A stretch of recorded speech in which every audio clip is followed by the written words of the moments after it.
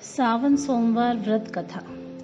एक बहुत धनवान साहूकार था जिसके घर धन आदि किसी प्रकार की कोई कमी नहीं थी, परंतु उसको एक दुख था कि उसके कोई पुत्र नहीं था। वह इसी चिंता में रात दिन रहता था। वह पुत्र की कामना के लिए प्रति सोमवार को शिवजी का व्रत और पूजन किया करता था और सायंकाल को शिव मंदिर में जाकर शिवजी के श्री विग्रह के सामने दीपक जलाया करता था।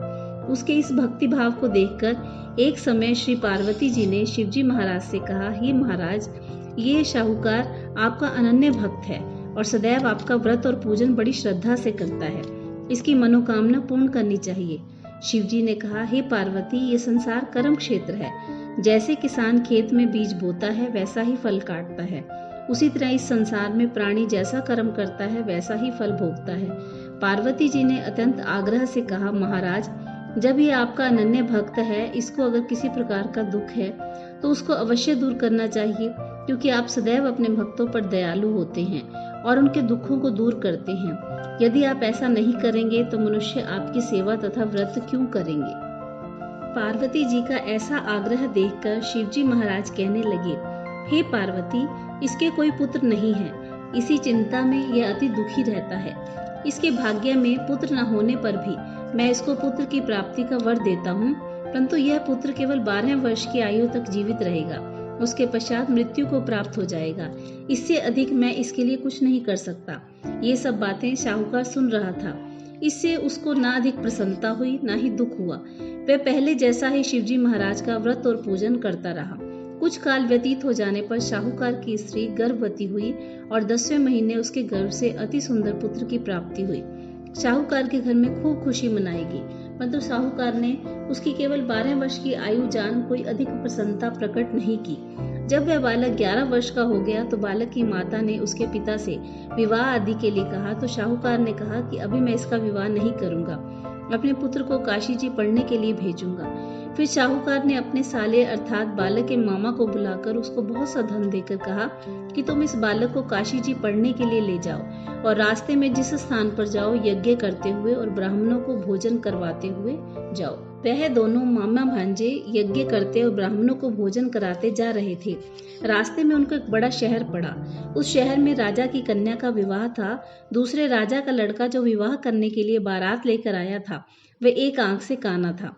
उसके पिता को इस बात की बड़ी चिंता थी कि कहीं वर को देखकर कन्या के माता पिता विवाह में किसी प्रकार के विघ्न न डाल दें। इस कारण जब उसने अति सुंदर सेठ के लड़के को देखा तो उसने मन में विचार किया कि क्यों न दरवाजे के समय इस लड़के से वर का काम ले लिया जाए। ऐसा विचार कर वर के पिता ने उस लड़के और मामा से बात की तो वे राजी हो गए। फिर उस लड़के को वर के कपड़े पहना, घोड़ी पर चढ़ा, दरवाजे पर ले गए और सब कार्य प्रसन्नता पूर्वक हो गया। फिर वर के पिता ने सोचा कि यदि विवाह कार्य भी इस लड़के से करवा दिया जाए तो इसमें क्या बुराई है। ऐसा विचार करके लड़के और उसके मामा ने कहा, यदि आप फेरों का और कन्यादान के काम को भी करवा दें तो आपकी बड़ी कृपा होगी। मैं इसके बदले में आपको बहुत सा धन दूंगा। तो उन्होंने स्वीकार कर लिया।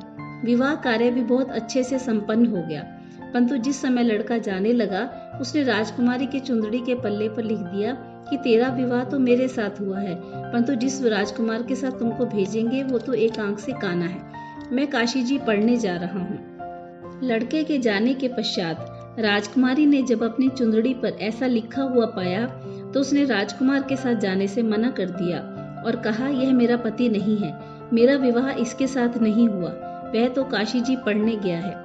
राजकुमारी के माता पिता ने अपनी कन्या को विदा नहीं किया और बारात वापस चली गई। उधर सेठ का लड़का और उसका मामा काशी जी पहुंचे। वहां जाकर उन्होंने यज्ञ किया और लड़के ने पढ़ना शुरू किया। जब लड़के की आयु 12 वर्ष की हो गई, उस दिन उन्होंने यज्ञ रचा। लड़के ने अपने मामा से कहा, मामा जी, आज मेरी तबीयत ठीक नहीं है। मामा ने कहा, अंदर जाकर सो जाओ। लड़का अंदर गया और सो गया। थोड़ी देर में उसके प्राण निकल गए। जब उसके मामा ने आकर देखा तो वह मुर्दा पड़ा है। उसको बड़ा दुख हुआ और उसने सोचा कि अगर मैं अभी रोना पीटना मचा दूंगा तो यज्ञ का कार्य अधूरा रह जाएगा। अतः उसने जल्दी से यज्ञ का कार्य संपन्न कर ब्राह्मणों के जाने के बाद रोना पीटना आरंभ कर दिया। संयोगवश उसी समय शिव पार्वती भी उधर से निकले।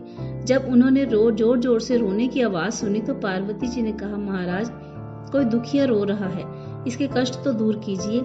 जब शिव पार्वती ने पास जाकर देखा तो वहां एक लड़का मुर्दा पड़ा था। पार्वती जी कहने लगी, महाराज यह तो वही सेठ का लड़का है जो आपके वरदान से हुआ था। शिव जी कहने लगे, हे पार्वती, इसकी आयु इतनी ही थी सो भोग चुका। तब पार्वती जी ने कहा, हे महाराज, इस बालक को और आयु दो, नहीं तो इसके माता पिता तड़प तड़प कर मर जाएंगे।